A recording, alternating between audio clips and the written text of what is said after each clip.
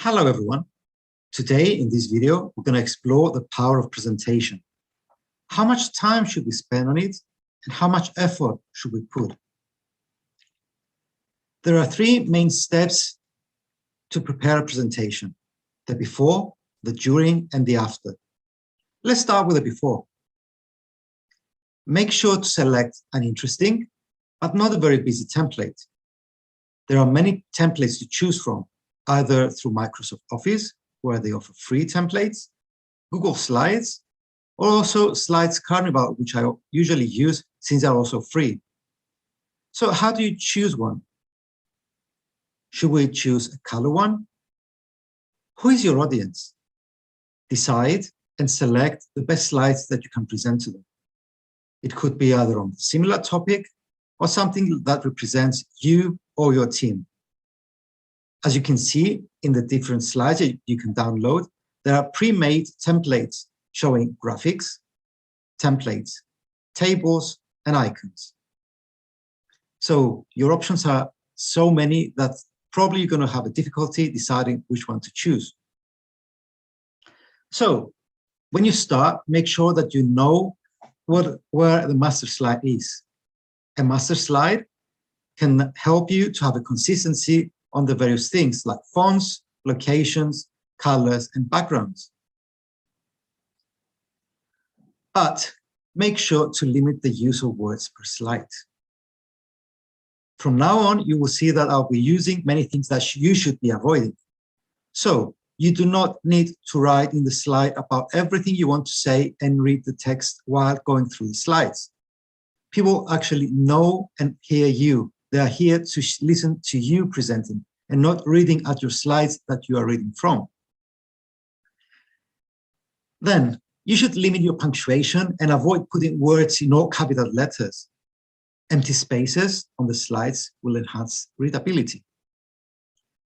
Also, use contrasting colors. Light on dark is the best, but as you can see, the yellow on a white does not really affect. And take into consideration that usually projectors, when you will be presenting your presentation, are even on a worse quality of layout. Yeah, that was kind of scary. Avoid using too many flashing transitions and also too much sound. Yeah, it takes too long to understand. At the end, you'll get dizzy if you use too many animations. And of course, jumping here and there, switching directions, you get people distracted. So use good quality images to reinforce your messages. Make sure that your images have the same impact and the resolution is of good quality. Yeah, I got you crazy. So how many slides should you use? Not too many and not too little. Don't pack everything on the slides and don't overdo it. Presenters are getting too tired to flip, and even if you have an online meeting and someone is doing the presentation, you don't want everyone to listen to you saying, next slide, please. The term in general should be 1 slide per minute. Or, as you can see, I'm not using my 1 minute because I'm changing topics. I want to cover a lot of content in a short amount of time because this is going to be a video and not a physical representation. So did you know that when you press the number on your keyboard of the slide while you present, it goes to that? So now, as you can see, I'm on slide 13. If I press 1 and enter, it will take me to my first slide. Here we are. So let's go back to 13. If you want to stop or before you start, you can either press B for black and click again B to go back to where you were. And then also use W if you want a white slide. Also make sure that your mobile phones are also turned off or in silent mode when you do a presentation. The best thing to do is use 2 screens. So you can have the presentation mode and the presenter's view. This will help you see your notes and also make sure that you'll be able to see what's coming next. Practice makes perfect. So practice going back and forth into your presentation. Number your slides, because when you do a pitching, people might ask you on that slide, so you can type it and go there directly without going back, or forward. A good thing to do is use the laser pointer as on a physical or as an online tool. So, next question, who are you talking to? What are you going to say to them? What are you going to talk about? How much in depth do you want to go? You don't want to present someone too much science if they're not aware of it. They will probably think that you know a lot, but they will not understand anything. So you will miss your audience.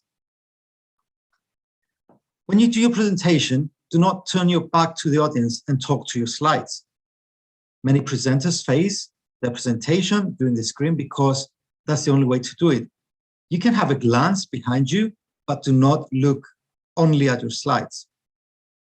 As I said, know your audience because you want them to understand what you're saying. What's their age? What's their background? Try to have a common understanding on that. And audience will ask you to move back and forth. Yeah, size does matter. We don't want to have the title, as you can see in blue, being smaller than the text that you have on the slides. If possible, yeah, try to have a demo presentation in the classroom with that projector you're going to use in order to understand how big your letters and your fonts will be, how long and what's the distance between the last person sitting in the room is. Can they read your text? A picture is worth 1,000 words. Use animations to engage people. Text, as you know through your textbooks or your books at school, if you have an image, you better understand what people want to tell you. You remember what you want to say. And also remember that having a plan B is very important. This is what this slide is all about. In case that you're out of electricity, you have technical difficulties with the sound, with the audio, with your cables. How are you going to do your presentation? Cancel it or find another way to do the presentation. Let's go to the during part. That's the most fun part, if you are ready to do that. So how much fast can we talk? We should not talk too fast because no one will understand what we're saying, but we should not too slow because everyone will get tired and probably will move away, distract, or start playing with their phones. The audience needs time to understand what you want to tell them. They are not familiar with your topic most probably, so they need time to understand. Don't move too fast. So, how do you do a presentation? Standing, sitting? Do you have an option to do it? But have in mind the following 3 rules. If you're sitting in a room around a table or in a conference room, it seems less formal. You feel at the same level with the audience, so they will be more comfortable asking you questions. If you're standing, it looks that you're more formal, and the audience sometimes don't easily ask questions. If you're even behind the podium, it's even more formal. You're having a block between you and the audience. But we'll talk about that in another presentation. How loud can we talk, or should we talk? If we can't talk too loud, maybe we should ask for a microphone. But make sure that everyone can listen to you to the back end without shouting to the first person sitting in front of you. Rehearse in the venue. Have a friend sitting in the front and the back row to listen to you. Can they hear you? Can they understand what you're saying? If no one can help you, record yourself. Test and practice. Of course, we should change the tone of the volume of our voice. We want to emphasize on things and want to keep calmer. If we keep shouting, everyone would get bored of us or get tired or just turn off. So keep the audience alert. Whew. So avoid looking stressed. Practice is the only way to avoid that. It's of course normal to be stressed. It pumps up our energy. But before you start, take a deep breath, keep calm. And if you lose what you're saying, like I am sometimes, You can, of course, stop, take a breath, and continue. If you feel too uncomfortable, also have a glass of water next to you. This will help you to also take a sip and have a break, and it looks normal. So try to avoid, if you have hair, to play with the curls even on screen. Having keys or coins or a pen, clicking it in front of the audience, they'll hear that. And of course, try to be on a normal pace of talking. So awkward situations. We love all being through that, and it's fun to remember, but so sad and so frustrating when it happens. First thing first, there are people arriving late to your presentation. You cannot delay everything so that everyone arrives. So ignore them. If you are able to arrange the meeting room, you should have an access to the back end. So they'll just enter from the back and have a seat. You don't want them to be walking in front of you, taking a seat. But if they do so, just ignore them. It's them, they are late, and you're not to blame. And you should not repeat everything you said, because all the other audience have already heard you. Time is running slow and you have so much to say. Okay, move forward, go ahead and reach the conclusions. People want to hear what you have to say at the end. This is what people remember the most, the beginning and the end of a presentation. The mid part is something to know, but you won't remember it as something very important.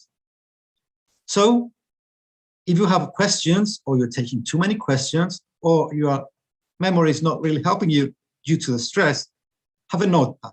Note your questions and address them really nicely to the audience. If you don't have the answer to a question, it's okay.